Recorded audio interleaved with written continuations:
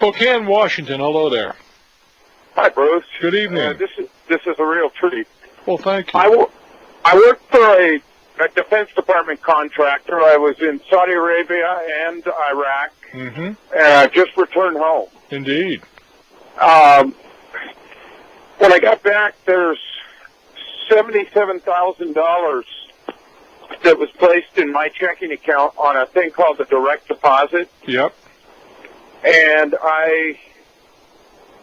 so a guy that I worked for that was in payroll has approached me and tells me that he wants half of the money. For what? You mean the 77? He won't turn me in. He won't turn me in. They're going to call it theft. I had nothing to do with this. Well, how? Let me ask you this: how would you, by any stretch, I want to take the stretch here, and I'm going to take a little time out.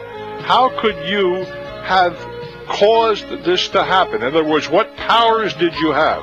I'm not saying did you or not. What powers? I'm Bruce Williams. I'm chatting with a gentleman in Spokane, Washington.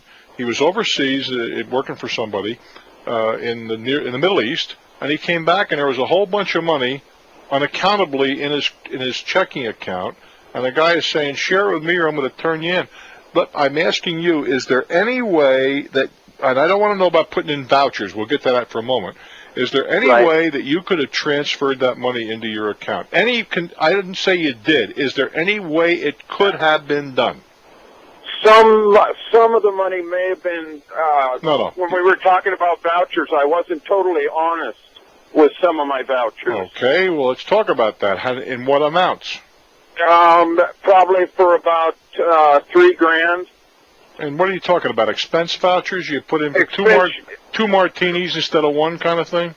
Yes, hotel room. Maybe. All right, fine. That's fine. But we're talking about 70-odd K. Is there any way? I'm asking you. Is there any way you could have accomplished that kind of a swindle? No. No way. I mean, I'm hypothecating. There's no freaking way. No, there's no way. Okay, so turn me in for the $3,000, and I'll do prison time for that. No, you're not going to do prison time. Cut me a break. Now, how did he put the $70,000 in your account? Apparently, they were false vouchers. There was for a vehicle that was purchased in Saudi Arabia, and medical care. Well, in Saudi Arabia. And you're telling me you're totally guiltless. Is that correct? I would get a lawyer tomorrow morning, and my attorney would go to that employer by tomorrow afternoon, beat him to the punch. I already gave him the money, Bruce. Oh my God! Why did you do that? I don't want to go to jail. Well, but he's got a club now. What do you? I'd still get an attorney.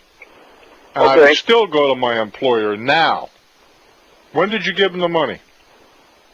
I gave him the money about 2 hours ago. I'm driving back from Seattle right now. Tomorrow morning you get an attorney. Tomorrow morning. I've destroyed my life. No, you haven't. No, you haven't. You acted emotionally and whatever. Tomorrow you get an attorney. You give the attorney the records. How'd you give this guy? 26 in cash? That's what he wanted. He wanted in hundreds. How did you get the hundreds?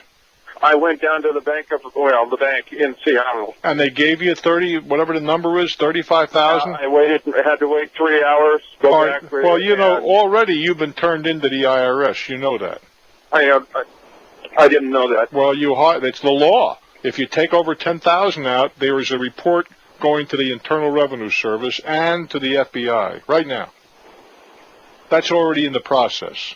So you're going to get busted no matter how it works. I got to take this guy out. No, you don't take any. No, that's going to be smart. Then you go to jail for the rest of your life, or worse. Don't be a jackass. You go to a lawyer tomorrow morning. And I'm talking a criminal, well, civil or criminal. I don't think it's going to matter at the outset. Okay. You give the lawyer the whole story. Don't lie to him. And I don't care about the $3,000. Nobody's going to get excited about a $3,000 expense item. You go to the lawyer, and you give him the records, including this withdrawal, which was, well, you signed a ticket, come investigate me when you take out that kind of dough out of a bank. That's the law. and your lawyer he'll counsel you, but I'm sure he's going to tell you, we're going to go right now to the officials of your company and tell them what's going on with this guy's name and so on and so forth. Right now. Because I have enough in savings. I could pay back. I don't want to hear about that part. Don't you understand that you've been extorted? You've been involved in a criminal activity now. It's not that simple. Oh, go to the lawyer tomorrow. Don't do something stupid. You've already done something stupid. Stupider, you mean? That's correct. Go to the lawyer tomorrow. Have the records in hand. Get a guy that will talk to you tomorrow. Never mind getting through some secretary a week from Thursday. You tell her that's a matter, or whoever you choose, this is, in fact, a matter of life and death, and you must see him tomorrow morning, or her. I know someone to go to. I'll go to him first thing. Do you know this guy well? Call him tonight. Okay. If you know him well, hell, you're 3 hours. It's only, 7 o'clock there? Call him tonight. And please, please call me back tomorrow, the next day, and let me know how it's coming. But please, don't put aside my advice lightly. Thank you for this. I do wish you well, my friend. Please get back to me and let me know how it comes out, because a lot of people are going to be asking. I'm Bruce Williams.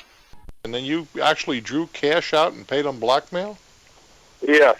Yeah. I went and talked to my lawyer, and they had me down at the U.S. Attorney's this morning. I didn't think that it would. Well, what did they say about what did they say about you drawing all that money out of the bank? A